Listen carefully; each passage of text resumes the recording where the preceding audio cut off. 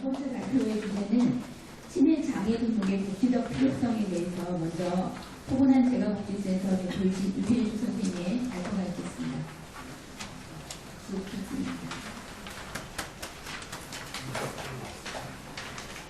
안녕하십니까. 반갑습니다. 이렇게 뜻깊은 자리에 함께 돼서 너무 제 개인적으로 영광으로 생각합니다. 인사드리겠습니다. 유혜숙입니다.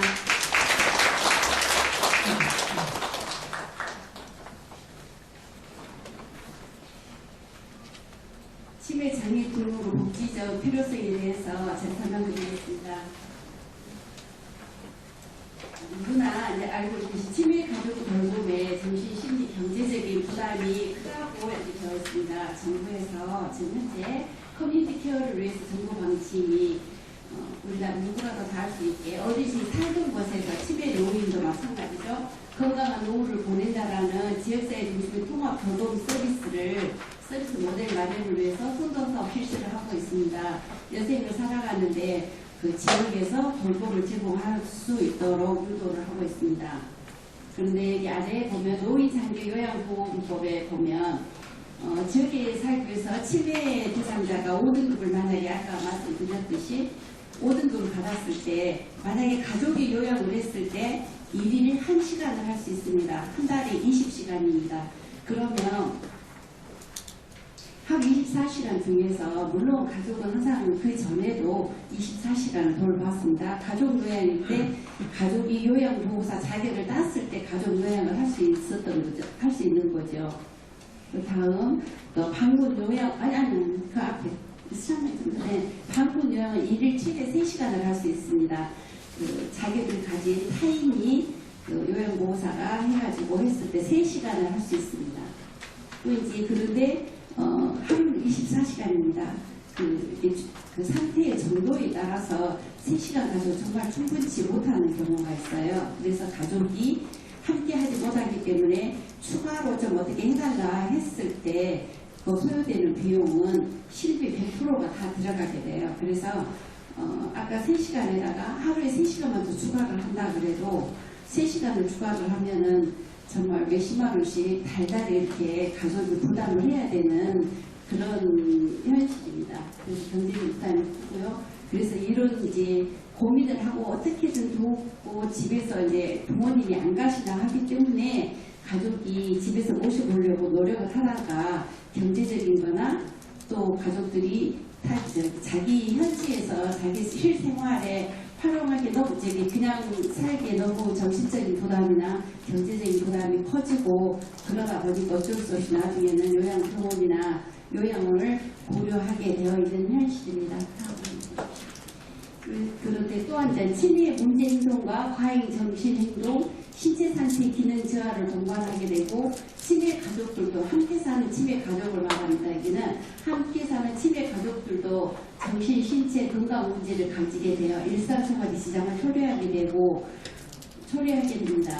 그래서 여기서 원하는 것은 장애인들처럼 돌봄의 시간을 더 필요로 하여 장애인으로 인정을 해야 된다는 걸 말씀드리고 있습니다. 질환을 시달리는 치매 어르신들도 밤에도 고통받고 심해지기도 하며 가족 간병인도 주로 그 부부나 자녀를 말합니다. 가족 간병인도 밤에 충분한 수면을 취할 수 없어 건강 문제나 스트레스가 상승하여 난폭해지고 폭행하기도 합니다. 제가 알고 있는 어떤 어르신 배우자의 사례를 말씀드리겠습니다. 두 부부신데요. 그 남편분이 치매십니다. 남편은 오히려 좀 키가 작고 배우자 부인 되신 분은 더 키가 크십니다. 그래서 누가 봐도 충분히 그냥 외견상으로 봐서 감정을 할 수 있으리라고 많이 생각을 합니다. 그런데 너무 오랫동안 치매라고 알게 되기 이전부터만 하는 같이 사는 가족은 어려움을 겪습니다. 그런데 치매라고 진단을 받을 때는 상당 기간 가족이 고통스러운 가운데서 치매 진단을 받게 되고 더군다나 노인 장기요양 등급을 받게 되도록까지는 정말 고생하다가 받게 되는 그런 경우가 있거든요. 그래가지고 보면 밤에 잠을 못 자고 환시나 환청 그런 걸 보고 아내를 힘들게 하는 아내가 밤에 잠을 못 자기 때문에 밤에는 아무도 없잖아요. 저는 이제 전남 영암군에 살고 있습니다. 시골이어서 거기는 집도 이렇게 이웃집하고도 다 떨어져 많이 있는 경우여서 정말 밤에 힘들게 하니까 거칠게 환자에게 대합니다. 그리고 심지어 때리기까지 합니다. 때려요. 남편을 때립니다. 이렇게 치매, 왜냐하면 너무 고통스러우니까 힘들게 하기 때문에 때리고, 그리고 그 다음에 가면 그 다음날 아침에는 굉장히 괴로워하세요. 부인께서. 왜냐하면 안 때려야 되는 거 너무 잘 알지 않습니까? 근데 그 밤에는 모든 많은 사람들이 피로에 지치게 되는 거야, 사실은. 그래서 잠을 자야 되는데 그 잠을 잘 수 없게 만들기 때문에 그런 폭력 사태가 일어나더라고요. 그래서 이번에도 저희가 그 남자분이 넘어져서 병원에 입원하게 됐는데 몸을 이렇게 좀 살펴보니까 먹는 데가 있어요. 먹는 데가 있어서 병원에 가서 병원에서 의사들이 보고 아니 이거 왜 몸이 생겼냐라고 이렇게 물어보는데 들어가는 요양보호사가 아니 이분이 이제 우리는 요양보호사 진짜 솔직히 다 알아요. 어느 정도 가끔 때린다는 걸 아는데 이분이 잘 넘어지세요. 그렇게 표현을 했답니다. 병원을 갔을 때 이제 보호자를 모시고 가가지고 잘 넘어지세요. 그래서 어디를 잘 찢고 그래서 몸이 좀 들린다라고 표현을 했답니다. 그 사례를 한번 말씀드렸고, 그래서 가족이 하루에 3시간 그분은 돌봄을 받거든요, 요양보호사를. 근데 정말 좀 밤에도 장애인 그 장애 정도에 따라서 장애 등급을 받으면 장애 정도에 따라서 서비스 받을 수 있는 시간이 좀 늘어납니다. 그래서 그분들이 밤에라도 어느 시간 좀 편히 쉴 수 있는 시간이 있어야 된다고 생각을 해요. 3시간 가깝고 가족이 쉴 수 있는 시간은 좀 부족하다고 생각을 해서 꼭 장애 등급을 받아서 치매는 더 특별하게 좀 살필 수 있는 시간이 좀 늘어났으면 좋겠다라고 주장을 합니다. 두 번째입니다. 병원 방문 시 장애인 주차장 이용 불가라고 되어 있는데요. 병원도 장애인 주차장 사용하면 다 좋지 그런 생각을 하실 겁니다. 근데 우리가 치매 환자를 데리고 병원을 갔을 때 거의 아까 말씀드렸듯이 여러 가지 장애가 이렇게 발생을 해서 걸음도 빨리 못 걷고 또 이제 다른 복합 질환이 있어서 고동도 불편하고 그렇습니다. 근데 큰 병원에 정확 검진을 한다고 큰 병원에 갔을 때 주차장을 장애인 주차장으로 사용하지 못하면 멀리 세워놓고 혹시 휠체어가 필요하면 병원 쪽에 열심히 달려가서 휠체어를 빌려와서 그 사람을 태우고 병원에 가서 진료를 받게 되고 다시 또 이제 진료 끝나고 차를 태울 때도 마찬가지입니다. 그러면 이 사람을 차에 태워놓고 다시 휠체어를 반환을 하고 다시 와서 해야 되는 그 동선을 한번 생각을 해보시면 아마 그림이 그려지실 거라고 생각합니다. 그래서 그런 부분에서 적어도 그런 부분이 너무너무 장애인 주차장 사용하는 건 절실하다는 것을 꼭 말씀드리고 싶습니다. 제가 이런 여기 와서 발표 권유를 받고 몇 군데를 제가 사실은 갔습니다. 어떤 회의 자리로 가서 자, 이런 일이 있는데 여러분 이렇게 지역에서 복지 활동을 하기 때문에 뜬금없을지 모르지만 제가 의견을 듣고 싶습니다라고 해서 장애 등록을 이제 하는 데에 대해서 지금 아무것도 모르시지만 생각을 말을 해달라 그랬더니 어떤 분은 그래요.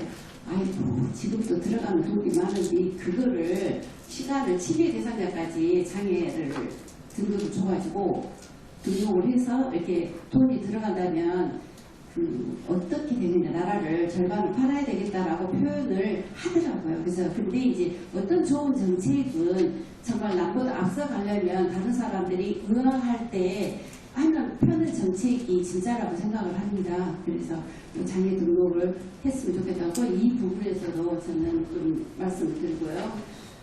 그래서 혹시 이쪽에서도 병원에서나 공공기관에 계신 분들은 장애인 주차장도 기지만 혹시 그 주차장 가까이 휠체어나 그런 거를 가까이 놓고 쓰고 이렇게 반납할 수 있도록 그런 거를 좀 배려를 해주신다면 정말 참 좋겠다. 전부 휠체어는 안에다가 다 멀리 놔두고 이제 있는 경우가 좀 많이 있더라고요. 근데 요즘에는 좀 다릅니다. 병원 입구에 놔두는데 그것조차도 주차장으로 더 가까이 놔뒀으면 참 좋겠다. 그런 생각을 한번 했습니다. 다음으로 읽어주십시오. 우리 지역에서 장애인 지원 이동 지원 차량이 있습니다. 장애인을 위해서 해진 거. 근데 그것도 꼭 장애인이 아니어도 교통이 불편하신 게 확인이 되면 그 차를 쓸 수 있습니다. 교통비도 저렴하고 가서 좀 1시간 정도는 지체를 해도 기다려주는 게 장애인 이동 지원 차량이거든요. 근데 이게 ARS 시스템으로 돼 있어가지고 혼자 사신 어르신은 그 전화를 할 수가 없습니다. 예를 들어서 1588을 몇 번 해갖고 그 전화 계속 돌아가면 콜센터에서 하는데 다른 전화 받느라고 빨리 못 받습니다. 그럼 전화를 하다가 전화를 끊어버려요. 요즘에 연세드시고 치매시고 혼자 독거로 계신다 하면 전부 그 단축번호 눌러서 그거 눌러서 자식들한테 전화를 들고 하든지 그렇지 않으면 오는 전화만 거의 받습니다. 근데 AR에서는 어떻게 하시겠어요? 이거는 정말 안 되는 정책이 좀 제가 이제 우리 지역에서 이거 운영하는 데다 여러분들 좀 자꾸 건의를 해가지고 이거를 평지에서 받을 수 있는 시스템을 좀 마련을 해달라고 인원이 있다는 거예요. 그래서 인원 보충을 해주는 방법까지도 연구를 해가지고 자꾸 건의를 했으면 좋겠다라고 제가 거기까지는 말을 했습니다. 근데 장애인 이동 차량 다 있습니다.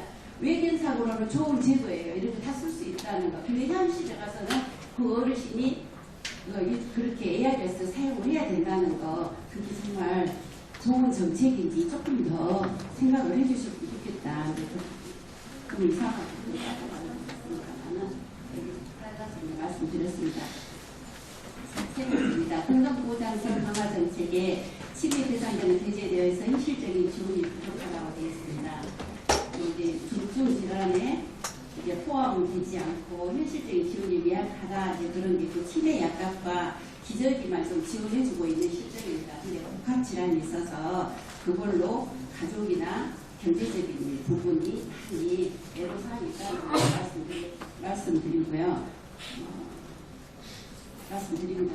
잠깐만 넘겨주시겠어요? 그래서 많은 복지 혜택이 만들어지고 있지만 치매 어르신에 대한 현실적으로 적절한 서비스는 이루어지고 있지 않은 상태로 이번 기회 PD 법안이 마련되어 양질의 서비스를 받게 되었으면 좋겠습니다. 그래서 제가 이제 여기서 치매 어르신과 가족의 아픔에 대해서 간단한 좀 설명을 드리고자 합니다. 첫 번째, 치매 어르신 배우자와를 제가 대화를 해봤습니다. 저희 영암군에 치매 안심센터가 있는데 거기에서 월수 금으로 치매 대상자와 가족들을 프로그램 운영하고 있었어요. 근데 너무 다 좋아하셨습니다. 근데 그 같이 운영하는데 그 지식 레벨이나 그런 게 기본적으로 다릅니다. 달라요. 그러니까 가족이 같이 모시고 왔는데 정말 똑똑했던 자기 아내가 치매에 걸려가지고 자기가 보기에 너무 신나게 초등학생이나 하고 있는 그런 문제를 풀면서 즐거워하고 있고 거기다 그것도 틀렸어요. 그런데 틀리고 근데 틀려도 재밌어서 박수를 치고 합니다. 근데 우리가 보면 정말 좋아요. 근데 그걸 지켜보는 남편은 너무 슬픈 거예요. 너무 슬픈 그 남편의 그분은 이제 밖에서 그 대기실에서 이제 책을 기다리는 거 책을 보고 있었는데 제가 이제 얘기를 하기 시작했어요. 근데 그분도 서울에서 50년을 이제 시골 사람, 목포 사람이었는데 서울에서 50년을 살다가 아내가 치매가 있는 걸 알고 시골로 내려왔는데 저희 영암으로 오셨습니다. 그러니까 이제 서울에서 정말 어찌나 열심히 살다가 정말 어찌 보면 상류층으로 이렇게 살았는데 아내가 치매라는 거 부끄러워하고 내려온 거예요. 아내만 생각한 건 아니고 부끄러움도 있고 누구한테 내 주변에 정말 내가 옛날에 잘 나가는 시절에 내가 내 아내가 치매가 걸리는 거 생각을 못하는 충격에 쌓여있는 거여서 치매 대상자도 기지만 가족의 충격이 말도 못하게 크다는 거죠. 그래서 그분이 내려와가지고 그분이 이제 제가 센터를 운영하고 얘기를 계속 하다 보니 웬만하고 누구하고 그런 얘기를 안 하는데 저는 이것 때문에 목표가 있었어요. 그래서 얘기를 하다 보니까 자기 얘기를 다 하게 돼버렸어요. 자기도 모르게. 그분도 누구에게인가 자기의 어려움을 말하고 싶었던 거죠. 그래가지고 얘기를 하면서 자기 아내가 끝나고 나오니까 내가 당신 비밀과 내 비밀을 다 말해버렸어. 참 사람이 말을 다 나를 하게 만들어버리네 하고 하는데 굉장히 슬픈 표정이면서 기분도 좋아하고 그렇게 하셔서 저는 그분 가족과 식사까지를 했습니다. 그래서 그런 게 이제 하나 있었고 그러면서 그분 하신 말씀이 제가 산다를 하니까 그분은 제가 그런 말, 제가 보기에 그 사람, 제가 우리 서비스를 안 받아도 돼. 남편이 아내를 위해서 너무 모든 걸 다 해주는 거예요. 지금까지 고생한 사람 치매니까 내가 모든 걸 다 한다라고 그 아내한테 너무 잘하는 거예요. 그래서 그건 너무 해결했어요. 그래서 우리 서비스는 필요 없는 사람이었습니다. 근데 그분이 눈치를 채서 제가 치매에 이런 걸 하니까 아마 우리도 서비스를 받고 저 사람이 뭔가 이제 하고 싶은 생각이 있을 거다라고 하면서 자기가 먼저 말하는데 무슨 얘기를 하냐면 우리가 당신이 하는 그런 서비스를 받는 걸 원하시겠지만 나는 지금 그게 필요가 없어. 근데 지금 상태가 아내가 심해져갖고 더 심해진다면 나는 그때 같이 죽을 것이요라고 표현하셨어요. 그러니까 그 배우자가 얼마나 우울증에 시달리고 제 아내가 지금 이 순간보다 더 심해진다면 같이 죽겠다는 얘기예요. 누가 아무한테도 보이기 싫다. 그래서 그런 부분이 있었다는 걸 말씀드리고 또 이제 이제 치매가 위험한 운전입니다. 시골에서 쌀집을 하시던 분이 계셨어요. 남자분이. 그래서 평생을 트럭으로 운전을 해서 쌀을 배달하셨던 분이어서 지금도 운전을 잘하십니다. 근데 본인이 치매세요. 근데 둘이 치매 안심센터 교육을 받으러 가시면서 이렇게 시야가 좁아졌어요. 잘 못 보니까 운전 안 하는 아내가 옆에 앉아있고 여보 좌회전 우회전 이렇게 하면서 운전을 하고 다니셔요. 그런 문제가 있어서 우리가 얼마나 치매에 대해서 생각을 해야 되는지도 제가 좀 설명을 드렸고요. 청춘 쉼터의 모습 제가 사진을 사실 올리려고 했는데 못 올렸습니다. 그 설명은 청춘 쉼터에서 우리 치매 어르신들 많이 대화 나누고 얘기하고 있다니까 설명을 드렸습니다. 다음 문제. 그래서 우리 치매를 상위 등록하는데 제가 이제 소크라테스가 그랬답니다. 유일한 선은 알미요. 유일한 악은 무지다. 그래서 우리가 그 치매에 대해서 잘 안 것 같은데 잘 모르는 사람이 너무 많습니다. 그래서 그런 것을 좀 얘기를 했으면 좋겠고 치매 등록을 해야 한다는 말은 할 수 있다. 이제 해야 한다는 거는 할 수 있다는 말을 함축한다고 합니다. 치매가 꼭 장애 등록을 할 수 있는 그런 때가 왔으면 좋겠습니다. 감사합니다. 좋은 말씀 감사드립니다. 많은 사례를 들어가면서 발표를 했고요. 그리고 이번에 발표는 역시 치매 가족 대표이십니다. 박일근 선생님의 발표를 듣도록 하겠습니다. 그 집사람이 초록이 치매를 앓고 있는 사람입니다. 박일근입니다. 예, 우선 이런 자리를 이렇게 저희들을 위해서 이런 자리를 마련해주신 우정인 친밀표정들을 위해서 모든 관계자 여러분께 감사의 말씀을 드리겠습니다.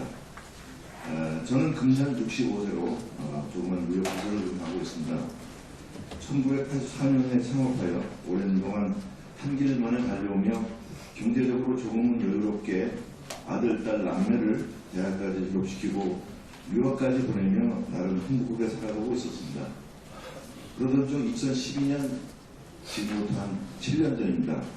생활적으로 기억됩니다. 저는 집사람과 함께 운동을 하는데 요즘에 너무 기운이 없다고 하는 것이었습니다. 그때가 집사람 나이가 55세였습니다. 흔히들 여성들이 폐경을 흔히 겪는 그 갱년기라고 생각하고 한약을 복용하기 시작했습니다. 그런데도 차도는 없이 조금 이상한 행동을 보이기 시작했습니다. 지역의 길도 밟고 운전도 잘하던 사람이 접촉사고를 내고 입고 나갔던 옷을 잃어버리고 식사도 불규칙하게 하며 집에서 운동하는 시간이 많아지기 시작했습니다. 그러던 그해 5월 딸의 대학 졸업 직전 미국 여행을 함께하며 골프라는 운동을 하는데 힘이 없어 주저앉고 투어를 하면서 잘 걷지를 못해서 여행도 잘 마무리 못하고 귀국하게 되었습니다. 그 후에도 저는 함께 가지 못했지만 집사람과 자매들과 함께 유럽 여행을 하는 중 아침에 일어나 투어 준비도 하지 못하고 도보 여행 중 자꾸 뒤처지며 이동 중 자주 이탈하는 등 자매들이 고생을 많이 했다는 것이었습니다. 항상 예의가 바르고 다소 같던 사람이 차츰 성격이 조금씩 거칠어지고 차례로 줄 서 있던 곳에서 아무렇지 않게 새치기를 하고 주변 시선에 아랑곳하지 않고 노래가 나오면 아무 데서나 춤을 추는 등 상황에 맞지 않는 행동으로 저를 당황하게 하곤 했습니다. 저는 이때까지만 해도 집사람이 치매일 것이라는 것은 상상조차 못했습니다. 그러던 2013년 중 집 근처 대형병원에서 MRI 검진을 받았으며 이상이 없다는 결과를 받았습니다. 그래서 저는 우울증으로 의심이 되어 근처 병원에서 우울증 치료를 받게 되었습니다. 약을 복용하면서 차도는 없이 집안일은 모든 식사조차 힘들기 시작했습니다. 하루는 안국동 종교 모임에 갔다가 장소를 못 찾고 하루 종일 헤매다가 왔으며 밍크조끼를 입고 나갔다가 잃어버리기도 했습니다. 또한 그동안 저 몰래 저축했던 돈을 유출해서 길돈으로 10만 원을 지불해야 할 것을 100만 원 수표로 지불해야 하는 등 이해하기 힘든 행동들을 해서 이대로는 도저히 안 되겠다는 생각에 우울증 치료를 중단하고 서울대 병원에 3주 동안 입원하여 정밀검사를 받았습니다. 검사 후 저의 집사람에게는 청천벽랑 같은 전 척추엽 치매라는 희귀성 치매를 진단받았습니다. 결과를 듣고 치매가 어떤 것인지 또 어떻게 돌봐야 하는 것인지 감당이 안 되는 상황이었습니다. 아까 우리 재가센터 원장님께서 말씀하신 대로 정말 이 과정을 겪는 과정은 치매 가족 아니고서는 도저히 이해할 수 없는 행동이 맞습니다. 사람들이 이 과정을 프로그램식으로 일본엔 그 프로그램이 다 있더라고요. 나중에 보니까 가족이 대처할 상황을 전혀 모르겠더라고요.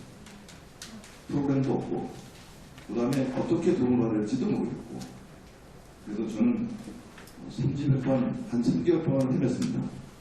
그래서 결국은 모든 집사람은 모든 것을 거부하면서 과격한 도출 행동을 저를 매우 힘들게 하기 시작했고 한 번은 제가 잠시 화장실에 간 사이 자동차 키를 가지고 나가서 차를 운전하며 강원도 고향으로 출발한 아찔한 상황이 발생했습니다. 저는 다른 차를 이용해서 딸과 함께 뒤쫓아가며 전화로 설득하였으나 소용이 없어 112 신고해서 경찰의 도움을 받아 추적하였으나 홍천 근처에서 중앙 가드레일을 받고 대형사고를 내고 말았습니다. 다행히 인명사고는 없었습니다만 차량이 폐차될 정도로 큰 사고를 당했습니다. 지금도 그때 생각하면 온몸이 오싹해집니다. 그 후 치매약을 보고 복용하면서 과격 행동이나 도출 행동은 차츰 줄어들었지만 신체가 점점 쇠약해지며 말도 어눌해지고 인지 능력이 현저히 떨어져 일상생활이 점점 어려워졌습니다.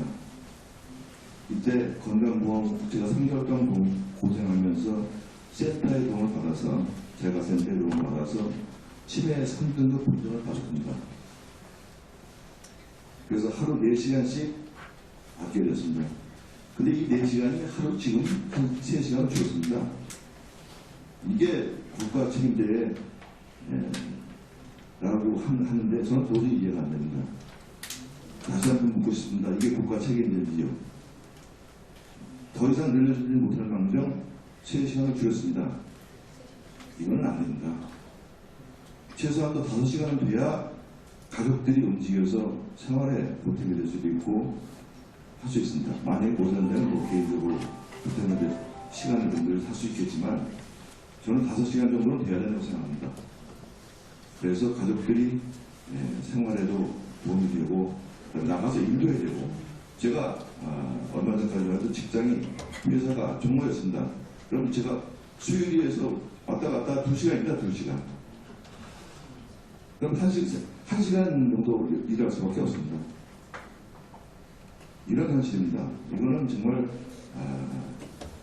이거 보건행정 하시는 분들이 좀 알아주셔야 할 것 같습니다. 그래서 어려운 시간들을 지내면서 저도 저희 가족들과 비슷한 초록이 치매 환자들이 늘고 있다는 사실을 알게 되었습니다. 일반 치매와는 다르게 조금은 이른 나이에 치매를 겪는 초록이 치매 환자와 그 가족들의 가장 큰 어려움은 환자 케어와 더불어 그로 인한 수입의 감소 내지 중단, 속에서 어린 자녀까지 양육해야 하는 2중, 3중고를 겪는 처절한 지경이 된다는 것입니다. 정말 국가의 도움이 필요한 곳이라 생각됩니다. 치매 환자 및 가족 대부분은 환자가 마지막까지 가족과 함께 지내기를 원하고 있습니다. 그럼에도 불구하고 환자 케어의 어려움, 생활고, 장애 양육 등의 이유로 어쩔 수 없이 요양시설을 선택하게 됩니다. 저 역시 한때는 요양시설의 도움을 받을까 국내에 이름 있는 민간 요양시설을 돌아봤지만 시설에 좋은 것들은 있었으나 나이가 젊은 초록이 치매 환자들이 나이가 많으신 어르신 환자들과 함께 지내기에는 정서적으로 맞지 않았고 더욱이 치매 환자와 일반 와상 환자들이 함께 생활하는 것을 보고 대단히 부적절하다고 판단되어 집사람을 요양실에 보내지 않기로 결정했습니다. 젊은 치매 환자들만의 요양시설 또는 요양동을 운영하며 치유 프로그램도 달라야 한다고 생각합니다. 신체장애 못지않게 정신적 장애를 앓고 있는 치매 환자들은 장애인으로 대우받지 못하고 있습니다. 이것 또한 불공정 아닐까요? 병원을 갈 때나 집사람이 좋아하는 영화 감상을 하러 갈 때 대중교통을 이용하기 힘들어 차를 갖고 다니면 주차장에 빈 곳이 없어서 몇 바퀴 돌아야 할 때가 있습니다. 운전 중에 달리는 자동차 문을 두드리고 열려고 하는 집사람의 위험한 승강기를 함께 하게 됩니다. 저희 집사람은 한시도 옆에 사람이 없으면 안 됩니다. 그렇게 돌출 행동과 가격 행동을 아주 수시하고 있습니다. 그때마다 비어있는 장애인 주차장으로 바라보며 저것만 해도 이용할 수 있으면 얼마나 좋을까 하는 생각을 하게 됩니다. 장애인들은 정부에 따라 방문요양을 받을 수 있는 것으로 알고 있습니다. 또한 현재 치매 환자 가족들이 가장 원하는 것은 환자 가족들이 장애인 등록을 통해서 방문요양 시간을 좀 늘려주시고 주차장도 이용할 수 있다고 하는 것이 가장 중요하다고 생각합니다.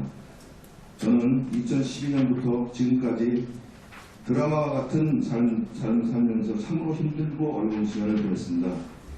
그래도 살아야겠다는 신념만으로 어려운 환경 속에서도 자식 2명을 출가시키고 무너져가는 가정을 지키기 위해 지금 이 순간에도 열심히 노력하고 있습니다.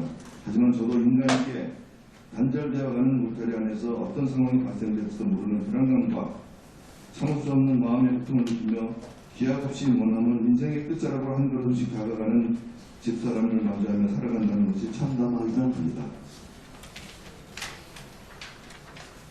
다시 한번 말씀드립니다.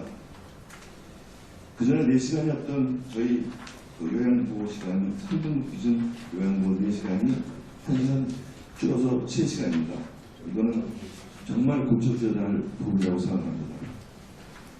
무엇보다 중요한 정신적 장애이면서 비장애로 분류되어 차별되고 있는 치매 환자들에게 장애인 등록을 통해서 방문요양시간을 늘리고 장애인 주차장의 이용 등 조금이나마 혜택을 받아 환자 및 그 가족들에게 우연이 될 수 있도록 간곡히 호소드리겠습니다. 감사합니다.